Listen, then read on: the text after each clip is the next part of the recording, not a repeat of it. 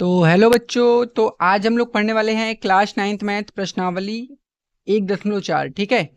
तो इस वीडियो में हम लोग क्या करेंगे कि जो प्रश्नावली 1.4 है उसको एकदम पूरा बढ़िया सा अच्छे से हल करेंगे। ठीक है, तो चलिए स्टार्ट करते हैं। देखिए, सबसे पहला क्वेश्चन बोला है कि बताइए कि नीचे दी गई संख्याओं में कौन कौन परिमेय संख्या है और कौन कौन अपरिमेय संख्या। मतलब हमको परिमेय संख्या और अपरिमेय संख्या पहचानना है इसमें। ठीक है, तो भाई उसके लिए हमको परिमेय संख्या और अपरिमेय संख्या पता होना चाहिए, तब तो पहचानेंगे कौन है कि कौन नहीं है।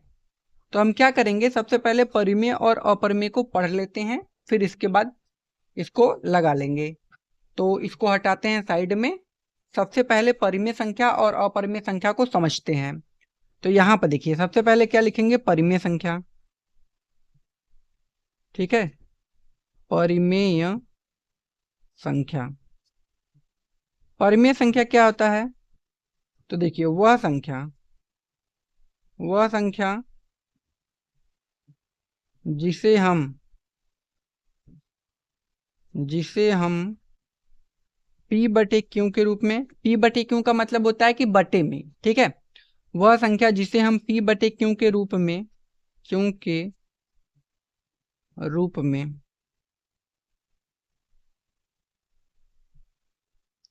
लिख सके तथा Q is not equal to 0 हो, उसे हम परिमेय संख्या कहते हैं।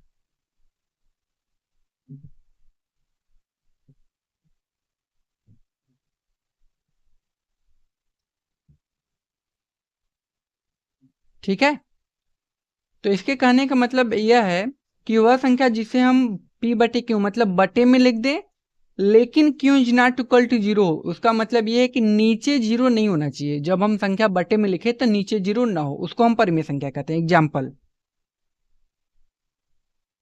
जैसे अगर मैंने लिखा 2/3 तो ये परिमेय संख्या है। 4/5 ये भी परिमेय संख्या है। 6/7 ये भी परिमेय संख्या है। देखो, अब बोला था कि नीचे 0 नहीं लिख सकते। अगर मैं लिख दिया 2/0 तो वो परिमेय संख्या नहीं है भाई। आप ऊपर 0 लिख देना, लेकिन 0 नीचे नहीं लिखना है। ठीक है, तो अब जैसे मैं लिखूंगा 0 1 2 3 4 5 6 डॉट डॉट डॉट 7 8 आगे जाता रहेगा। तो ये सब मेरे भाई ना, ये सभी परिमेय संख्या है। क्यों? क्योंकि इन सभी के नीचे एक मान सकते हैं।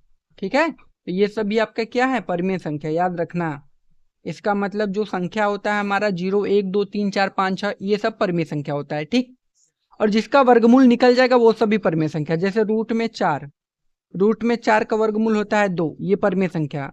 रूट में 9 का वर्गमूल होता है 3, ये भी परिमेय संख्या। रूट में 16, इसका वर्गमूल होगा 4, ये भी परिमेय संख्या। रूट में 25, इसका वर्गमूल होगा 5, ये भी परिमेय संख्या।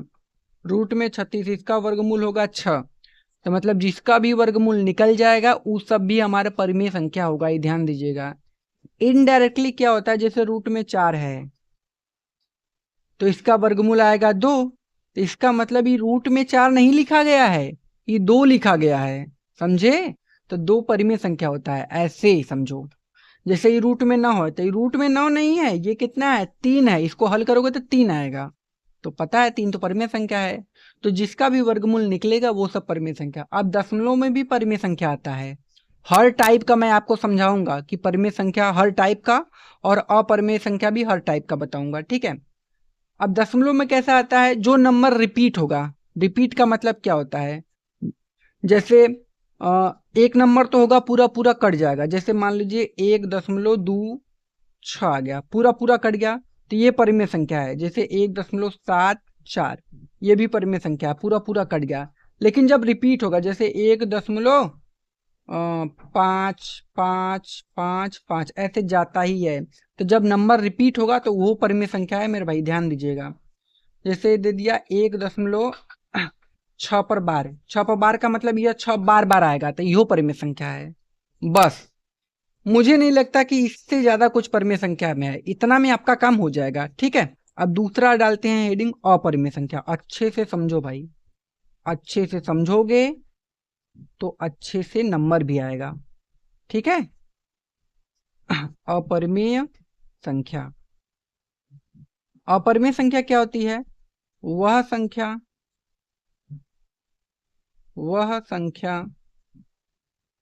जिसे हम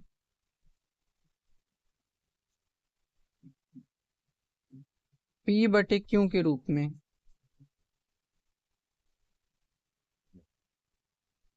नहीं लिख सकते, नहीं लिख सकते, उससे अपरिमेय संख्या कहते हैं। ठीक है, अपरिमेय संख्या कहते हैं। ठीक है, तो वह संख्या जिसे हम P/Q के रूप में नहीं लिख सकते, और जो अपरिमेय संख्या होती है ना, हमेशा रूट में आएगा और जिसका वर्गमूल भी नहीं निकलेगा, ध्यान दीजिएगा। ठीक है, जैसे रूट में 2, इसका वर्गमूल नहीं निकलेगा, तो रूट में जो 2 है वो आपका अपरिमेय संख्या है। जैसे रूट में 3 हो गया, रूट में 5 हो गया, रूट में 7 हो गया, रूट में 10 हो गया, रूट में 12 हो गया, ये सब आपका क्या है? अपरिमेय संख्या है मेरे भाई। क्या है? अपरिमेय संख्या। इतनी बातें क्लियर है। अब दशमलव में अपरिमेय संख्या कैसे आता है, देखिए। अब याद रखिएगा कि जो पाई है वो भी आपका एक क्या है? अपरिमेय संख्या है। याद रखिएगा, इंपॉर्टेंट है। कोई पूछेगा पाई कौन सी संख्या है, तो अपरिमेय संख्या है। एक है पाई का मान भी होता है 3.143, आगे कुछ आता रहता है, तो ये भी हमारा क्या है? अपरिमेय संख्या।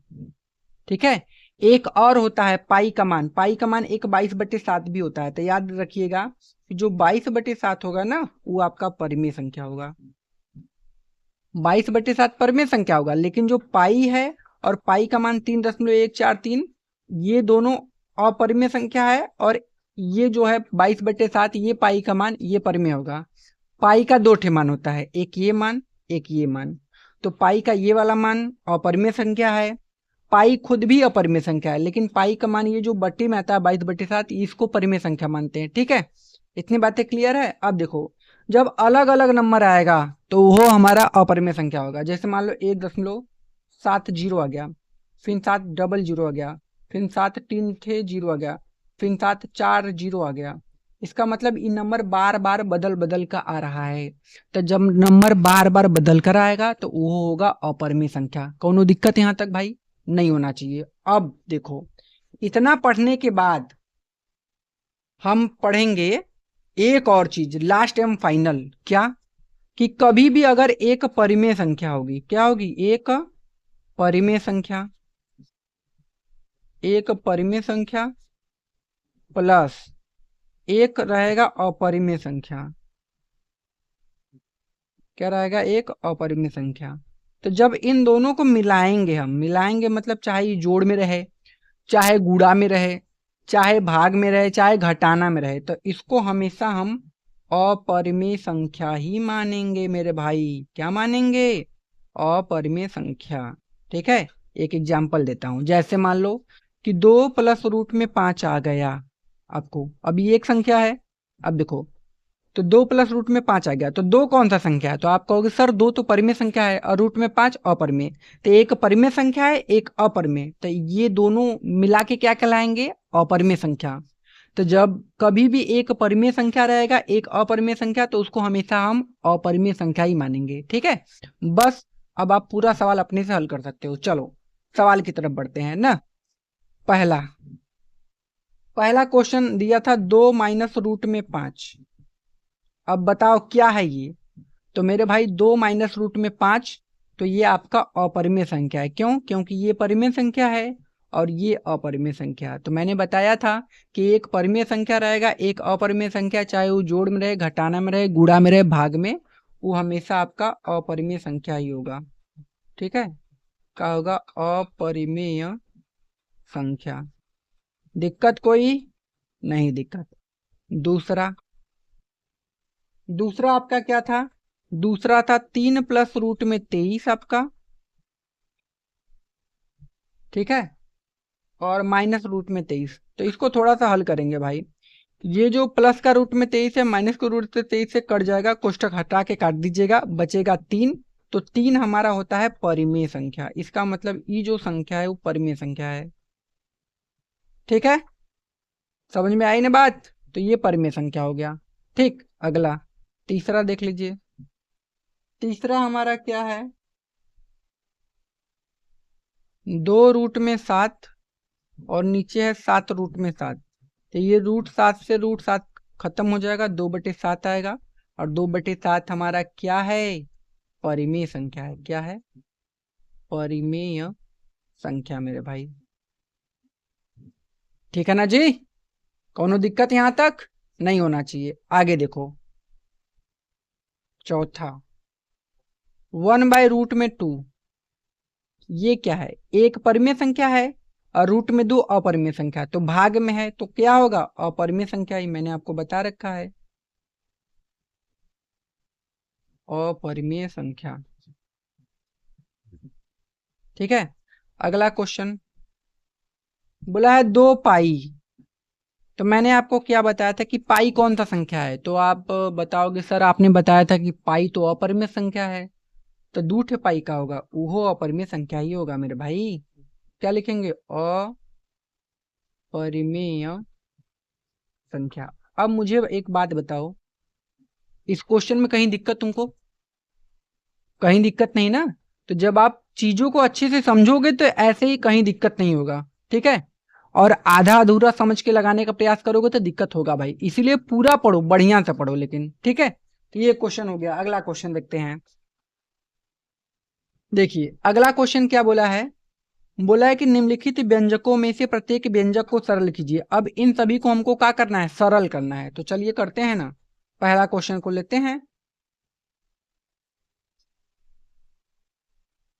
इसको हटा लेते हैं।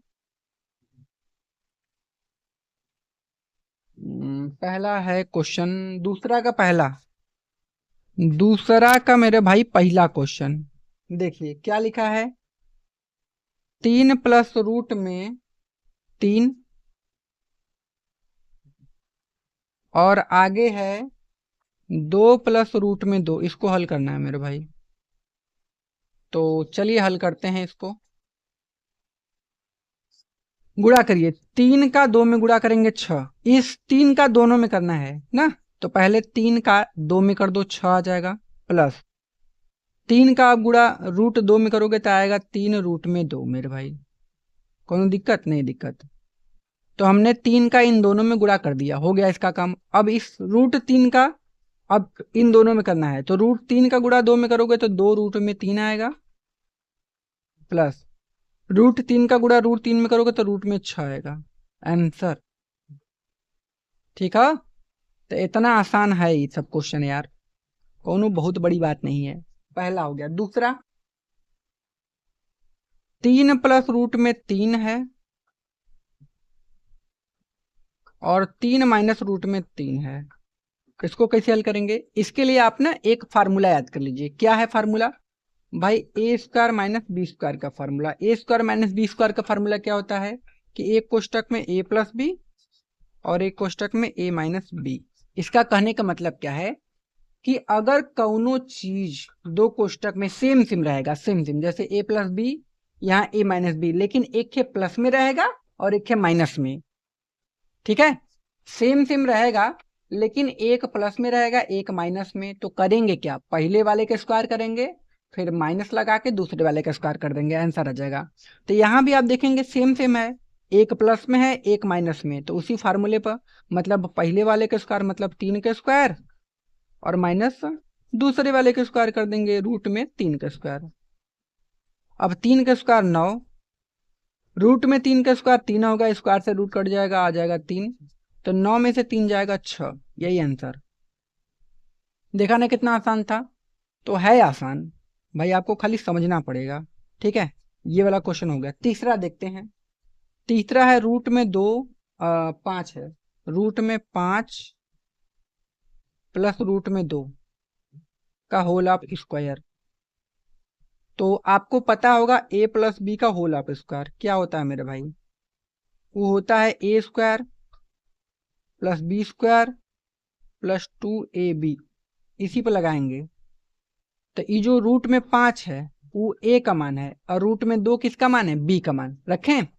तो रूट में 5 का स्क्वायर हो जाएगा ए स्क्वायर प्लस होता है बी स्क्वायर मतलब रूट में 2 का स्क्वायर, ठीक है, प्लस 2ab, 2 ए का मान रूट में 5 और गुणे बी का मान रूट में 2, कोनो दिक्कत नहीं।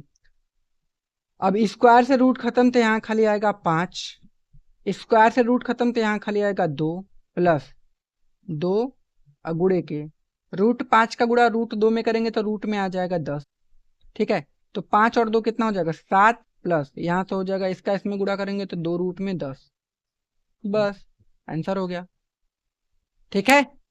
तो इस क्वेश्चन में भी कहीं हमको दिक्कत नहीं हुआ। अगला क्वेश्चन देख लेते हैं, क्वेश्चन नंबर 4 है इसका।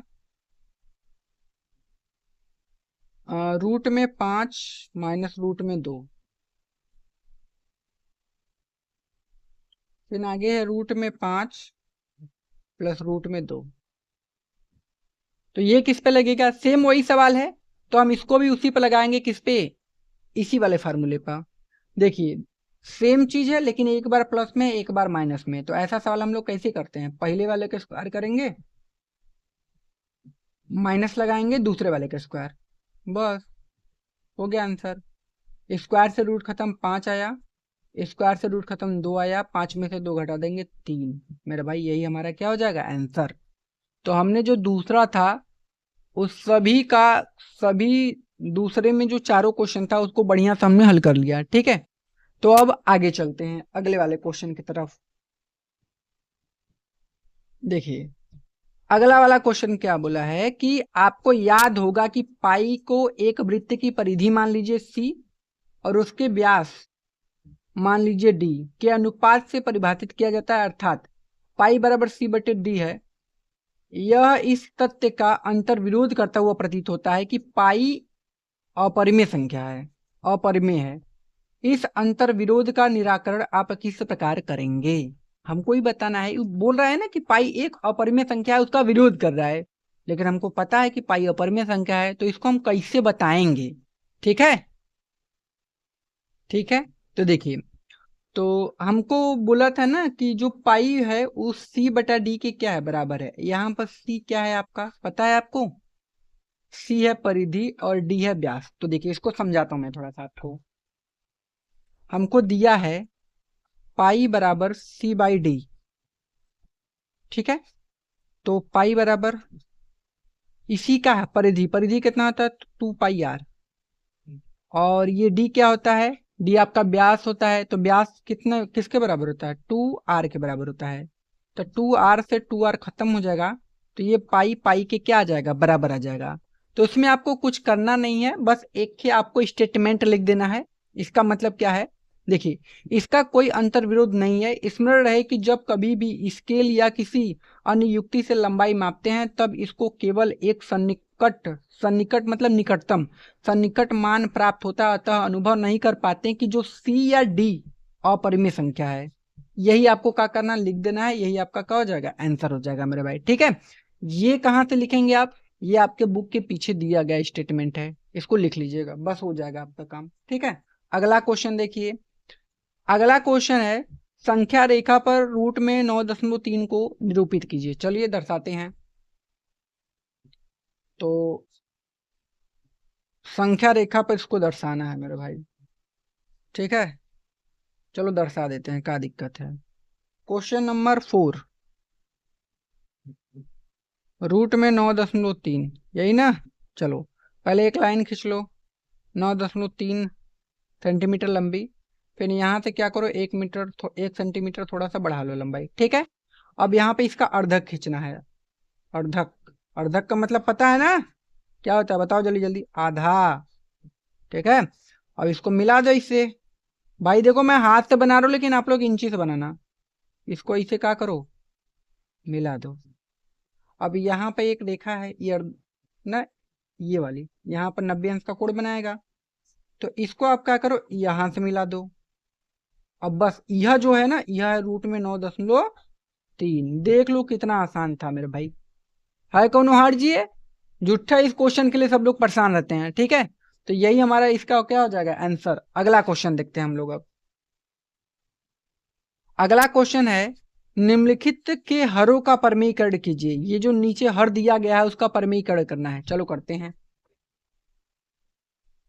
तो सबसे पहला जो क्वेश्चन है, क्वेश्चन नंबर 5वां का पहला, देखो ध्यान से। क्वेश्चन नंबर 5वां का जो पहला है वो बोला है कि 1/√7 इसका परमीकरण करना है। तो नीचे जो रहेगा उसका ऊपर नीचे गुणा। तो नीचे √7 है तो उसका ऊपर भी गुणा करेंगे, नीचे भी गुणा करेंगे। ठीक है। अब देखिए, तो √7 का गुणा 1 में करेंगे तो √7 आएगा, √7। और √7 का √7 में करेंगे तो खाली 7 आएगा ना। याद रखिएगा, अगर रूट के अंदर सेम सेम संख्या है तो वही संख्या खाली उतार देते हैं। आंसर पहला का। दूसरा क्या है, 1/√7 माइनस √6। तो इसका भी ऊपर नीचे गुणा करेंगे, लेकिन चिन्ह विपरीत हो जाएगा। जो माइनस है उसको प्लस में करके मेरे भाई, ठीक है।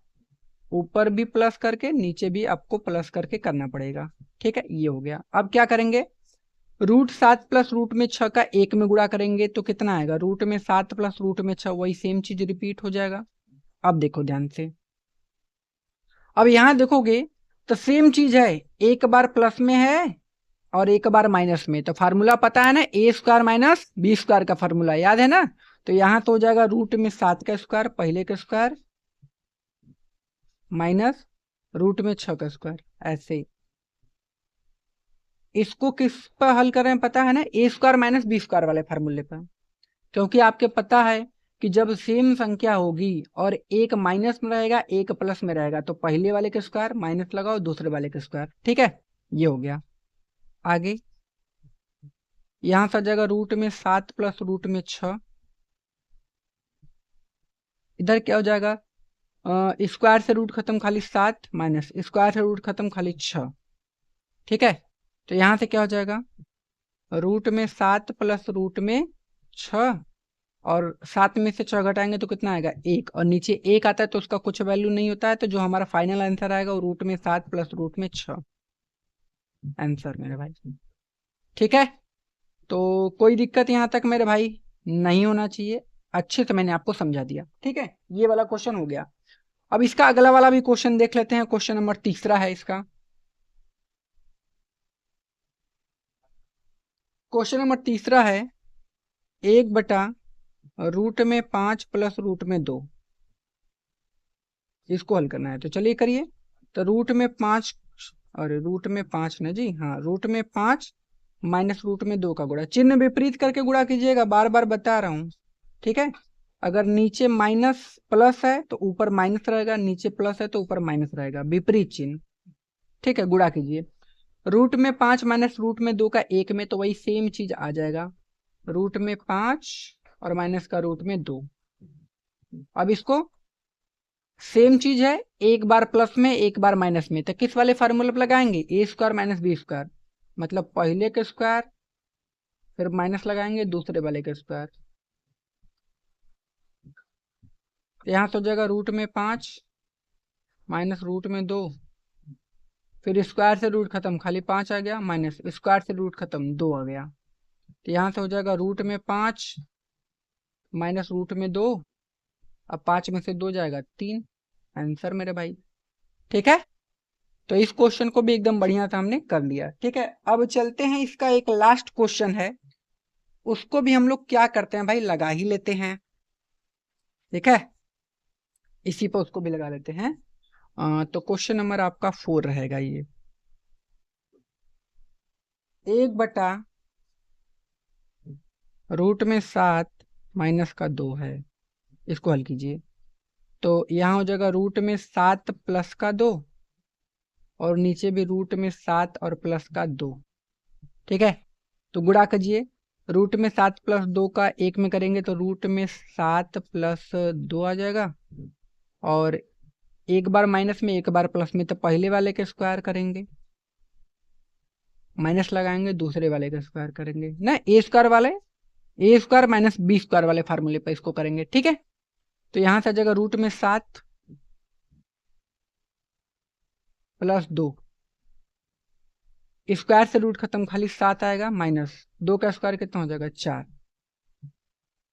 तो यहाँ हो जाएगा रूट में 7 प्लस 2 ना, और बटे के 7 में से 4 जाएगा तो कितना आएगा मेरे भाई 3 आंसर। तो कहीं कोई दिक्कत? तो ये जो प्रश्नावली होती है हमारी होती है द एंड। तो भाई प्लीज अगर वीडियो अच्छा लगे तो हमारे चैनल को सब्सक्राइब और वीडियो को लाइक कर दीजिएगा, ठीक है। तो मिलते हैं अगले वीडियो में, तब तक के लिए धन्यवाद भाई।